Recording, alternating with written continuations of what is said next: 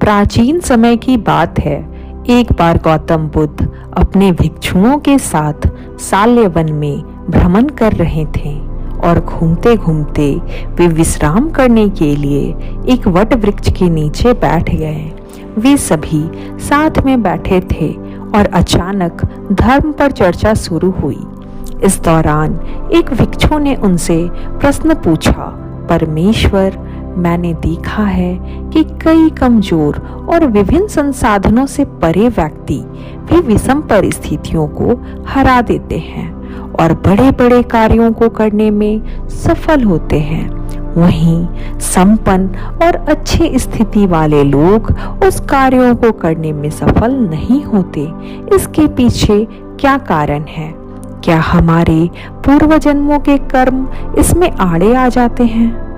नहीं, ऐसा नहीं है। गौतम बुद्ध ने उस भिक्षु की बात का उत्तर दिया और एक प्रेरक कहानी सुनाने लगे। विराट नगर में सुकृति नामक एक राजा शासन किया करते थे। उनके पास लहसांग नाम का एक हाथी था। राजा ने कई सारे युद्धों में इसी पर सवार होकर विजय प्राप्त की थी। बाल्यावस्था से ही लहसांग का इस प्रकार प्रशिक्षण किया गया था जिससे वह आगे चलकर युद्ध कला में निपुण हो सके। पर्वत के आकार के समान लहसांग जब सेना का प्रतिनिधित्व करता और हुंकार भरता तो डर के मारे शत्रु की सेना दबे पांव ही भाग जाती थी। जैसे व्यक्ति जन्म के बाद युवावस्था से होता हुआ जरावस्था को प्राप्त होता है, उसी प्रकार लहसांग भी बूढ़ा होने लगा। उसका शरीर कमजोर पड़ने लगा और तेज समाप्त होने लगा। अब वह हाथीशाला में केवल शोभा मात्र बनकर रह गया था। सेना के लिए भी उसकी अहमियत कम होने लग गई थी, जिसके चलते उसकी ओर पहले जैसा ध्यान भी नहीं दिया जाता था। लहसांग को दिए जाने वाले भोजन की मात्रा भी कम कर दी गई थी। एक बुजुर्ग सेवक उसके लिए भोजन और पानी की व्यवस्था करता था, लेकिन वह भी अक्सर ऐसा करने में चूक जाता था। परिणाम स्वरूप हाथी को भूखा प्यासा ही रहना पड़ता था। बहुत दिनों तक ऐसे ही प्यासा रहने के कारण एक दिन वह पानी की तलाश में हाथीशाला से निकलकर एक तालाब के पास जा पहुंचा। यह तालाब काफी पुराना था और लहसांग को पहले भी यहाँ लाया गया था। तालाब के पास पहुंचकर उसने भर पेट पानी पिया और फिर उस जल में स्नान करने को चला गया। उस जल में कीचड़ होने के कारण वह हाथी उसमें फंस गया। वह जितना भी उस तालाब से निकलने का प्रयास करता, उतना ही उसमें फंसता चला जाता।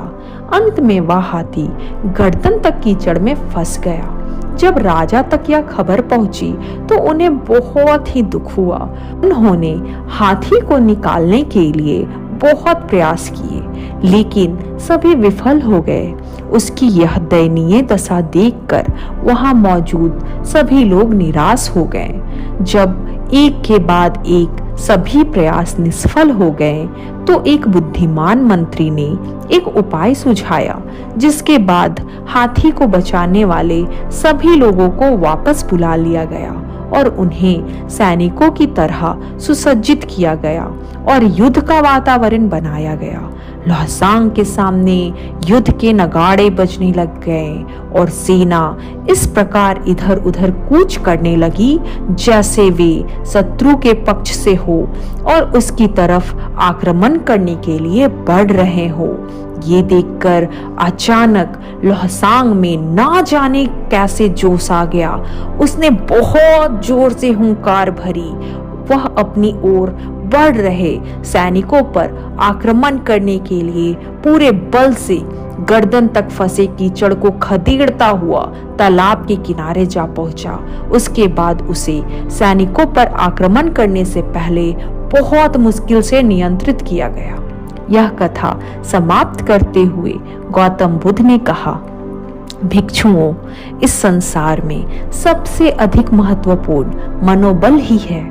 यदि किसी व्यक्ति में मनोबल जाग उठे तो दुर्लभ और हारा हुआ व्यक्ति भी असंभव को संभव करके दिखा सकता है और अनेक अनपेक्षित सफलताएं हासिल कर सकता है।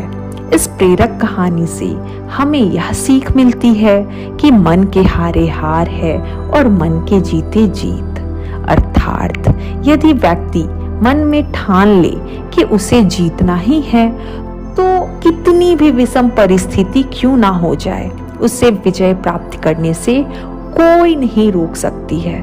इसलिए हमेशा खुद पर विश्वास रखिए, आपको सफलता अवश्य मिलेगी।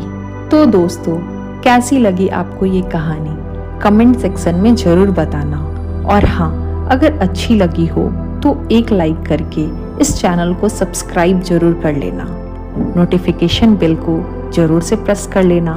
तो मिलते हैं अब एक नई कहानी में। तब तक के लिए अपना ख्याल रखना, स्वस्थ रहना, मस्त रहना।